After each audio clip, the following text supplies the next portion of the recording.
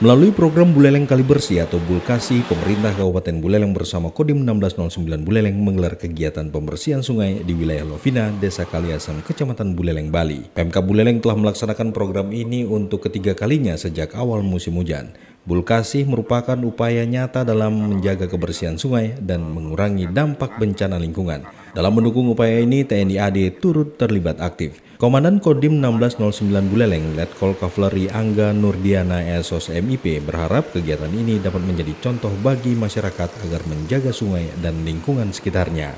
Memasuki musim penghujan, sumber permasalahan bencana maupun kerusakan lingkungan ataupun pencemaran laut itu sumbernya adalah di kali. Dengan kita melaksanakan pembersihan di kali, satu, kita mengurangi dampak bencana. Kemudian yang kedua, kita memelihara pantai kita yang kita cintai, yang sebagai sumber penghasilan pariwisata, sehingga pariwisata datang ke Bali, khususnya ke Buleleng, akan nyaman menikmati pantai tanpa ada gangguan dari sampah.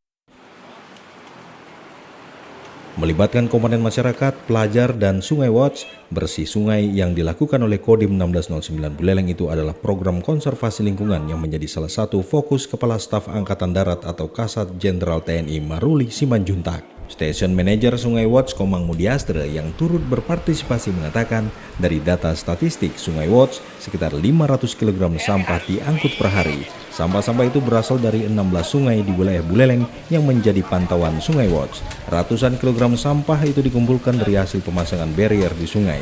Dirinya menilai untuk kondisi sungai-sungai di Buleleng termasuk parah. Menurut saya di Singaraja kan saya juga udah pernah keliling lah.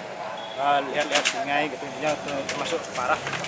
Ada kok buktinya nanti kan kalau mau gini. Ini kan memang sih di Singaraja kan kebanyakan sungainya kering, tapi kan dilihat dari lingkungan juga termasuk masyarakatnya yang ceroboh kan gitu, intinya kan sungainya dijadiin TPA gitu intinya kan.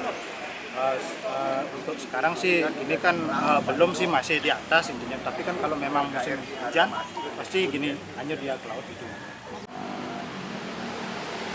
Upaya bersama ini memberikan harapan bahwa kebersihan sungai dapat terjaga, lingkungan terhindar dari dampak bencana dan pantai tetap indah untuk dinikmati oleh warga dan pengunjung.